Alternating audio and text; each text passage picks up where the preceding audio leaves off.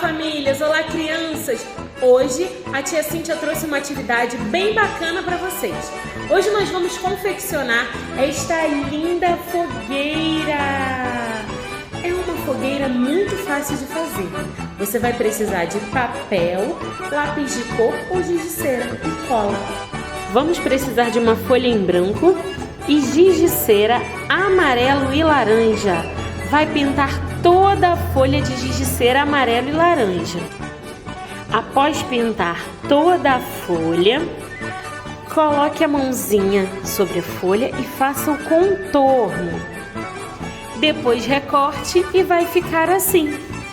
E aí é só montar a sua linda fogueira. Caprichem, hein? Quero ver essa fogueira bem bonita.